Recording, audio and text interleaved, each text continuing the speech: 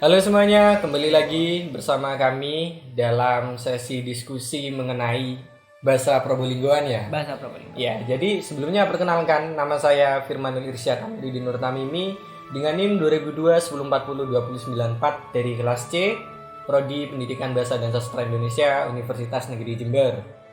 Dan teman saya, Nama saya Ali Maskur Ibrahim, biasa dipanggil Ali atau Maskur. ya jadi kami berdua ini sama-sama berasal dari kota Probolinggo ya. Iya, kota. Yang kata orang itu kota mangga dan anggur. Tapi mana mangga dan anggurnya? Mana udah Nggak hilang. ada. Mungkin mangganya yang masih ada ya. Mana? Ya. Anggurnya memang agak punah. Agak punah, udah mulai langka di sini. Nah, jadi Mas Ali ya. Menurut Mas Ali ini bahasa Probolinggoan ini gimana sih? Bahasa konsepnya? Probolinggo. Iya. Oke. Bahasa Probolinggo. Kalau Probolinggonya sendiri kalau dilihat dari wilayahnya, kita masuk ke daerah Tapal Kuda. Tapal Kuda itu wilayah di luar Madura, tetapi kita menggunakan bahasa Madura. Jadi intinya Probolinggo itu masih mayoritas menggunakan bahasa Madura. Nah, tapi yang anehnya, ya bukan aneh sih, Unik ya? unik ya. Di Probolinggonya itu sendiri masih banyak yang menggunakan bahasa Jawa dan dicampur-campur dengan bahasa Madura. Ya, itu uniknya, kita menggunakan bahasa Madura juga dicampur dengan bahasa Jawa. Jadi kalau kita dibilang Madura, iya memang Madura, tapi kalau dibilang Jawa, kita juga Jawa. Oh iya, paham. Begitu. Jadi suka mencampur-campur ya? Mencampur-campur. Ya mungkin dalam kondisi pencampuran ini yang sering saya banyak temui itu malah mungkin karena dari bawaannya, bawaannya. Ya, jadi, dari lingkungan. Iya, dari lingkungan. Orang-orang malah sempat tidak bisa membedakan yang mana bahasa Jawa dan Madura. Maksudnya contohnya di salah satu kata itu senga. Nah, jujur saja selama saya 19 tahun gitu hidup di kota ini, itu saya masih menganggap senga ini bahasa Jawa. Dan ternyata waktu saya ketemu sama bener-bener orang Jawa yang dianya itu gak paham sama sekali bahasa Madura. Dia itu gak tahu apa senga ini. Dan ternyata setelah saya teliti, senga ini dari bahasa Madura yang artinya itu awas ya. Awas. Iya. Nah itu kira-kira kenapa ya kok bisa kayak gitu? Saya nggak ya. Kalau menurut pendapat pribadi saya, misunderstanding seperti itu dikarenakan lingkungan. Jadi kita di lingkungan menggunakan bahasa Madura juga bahasa Jawa. Nah, jadi percampuran seperti itu yang sudah terbiasa kita gunakan di lingkungan kita. Jadi kita menganggap bahasa yang dari Jawa biasa digunakan di Madura, kita menganggapnya itu berasal dari Madura, sedangkan sebenarnya itu dari Jawa. Ya, pengaruh dari lingkungan tersebutlah yang membuat pikiran kita menganggap bahasa itu berasal dari salah satu dari dua itu yang dominan di sini ya. Begitu sih kalau menurut saya. Iya, dapat dipahami sih. Jadi juga soal masalah pencampuran ini ya Mas Ali, kebanyakan di generasi zaman sekarang, ya anak-anak zaman sekarang lah, mereka itu kan sudah terlanjur terpengaruh oleh pencampuran ini. Dan sayangnya pencampuran ini tidak sempurna gitu loh. Jadi meskipun bahasanya tercampur-campur, tapi mereka tidak bisa memfokuskan pada salah satu. Ya seperti faktanya banyak loh anak-anak zaman sekarang di kota Probolinggo ini yang nggak bisa pakai bahasa Jawa halus ataupun Madura, bahkan ada bahasa halusnya ya. Ada. Nah iya. Bahasa yang lebih sopan. Iya. Nah kalau itu menurut Mas Ali itu apa kira-kira penyebabnya? Penyebab kenapa kita tidak bisa menggunakannya ya karena memang kemauan dan juga kebiasaan.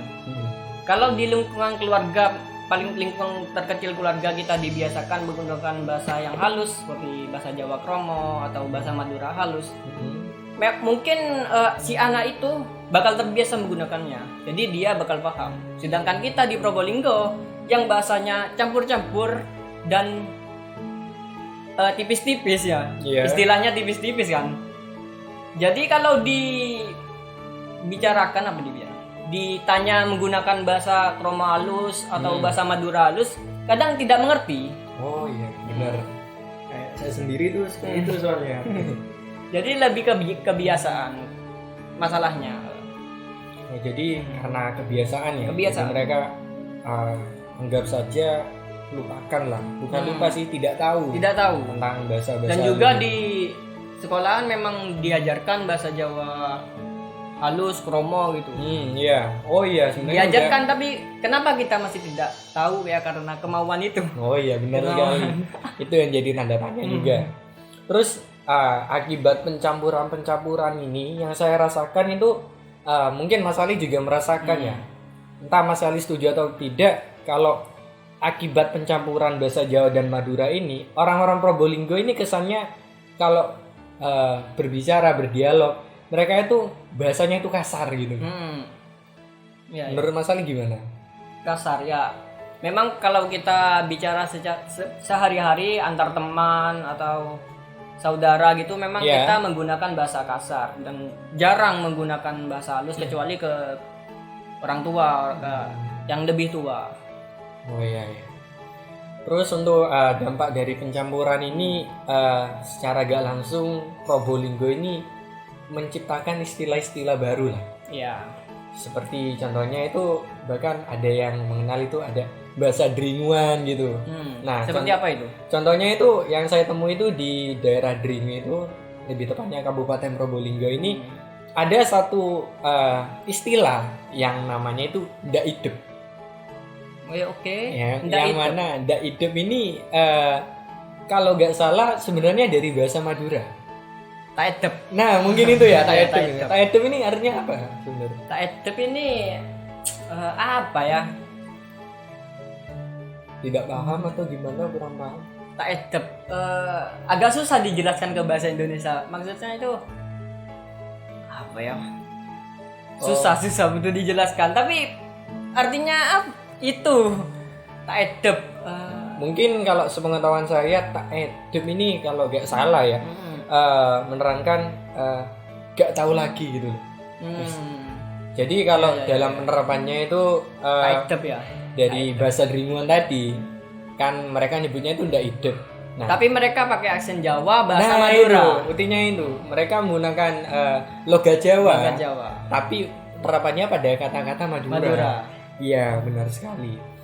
Nah, mungkin atas permasalahan-permasalahan ini kira-kira apa yang menjadi penyebab kenapa kok orang Probolinggo ini bisa tercampur-campur itu bahasanya. Padahal kan bukan hanya di daerah Probolinggo sebenarnya yang ya termasuk daerah Tapang Kuda yang dimana di sana itu ada suku Madura dan suku Jawanya. Tapi kalau dirasa-rasa orang Probolinggo ini sangat terasa itu loh pencampurannya. Iya. Bisa kayak gitu. Kira-kira ada solusi atau gimana? Kalau untuk solusi nggak ada sih, karena menurut saya ini bukan hal yang buruk. Kenapa bukan hal yang buruk? Karena tidak ada yang dikorbankan di sini. Maksudnya kita tetap melestarikan bahasa Jawa, kita juga tetap melestarikan bahasa Madura. Memang kita mencampurnya, tapi kan tetap kita tidak menghilangkan esensi dari kedua bahasa tersebut. Jadi kedua bahasa tersebut mau sampai kapanpun tidak akan hilang karena ya digunakan keduanya itu. Mungkin kalau di Jawa hilang, di Madura kan tetap, di Probolinggo tetap menggunakannya kan bahasa Jawa, meskipun ya begitulah dicampur-campur. Ya mungkin itu sisi positifnya ya mungkin. Tapi kalau karena negatif ya mungkin gara-gara pencampuran itu negatifnya kan bisa terjadi kayak tadi itu, mereka malah salah kaprah, salah paham. Yang mana seharusnya itu bahasa Madura mereka akui ini bahasa Jawa gitu loh. Ya mungkin untuk itunya bisa diperdalam di sekolah mungkin ya, di pendidikan formal gitu untuk memperjelas tiap bahasanya. Oke, mungkin cukup sekian dari diskusi kami. Mungkin sebelum kami tutup kita bikin kesimpulan aja ya. Jadi intinya teman-teman untuk bahasa Probolinggoan sendiri itu merupakan suatu perpaduan antara bahasa Jawa dan juga bahasa Madura. Yang mana ya akhirnya membentuk istilah-istilah baru, contohnya seperti ndak itu tadi. Tapi hal ini bukanlah hal yang buruk.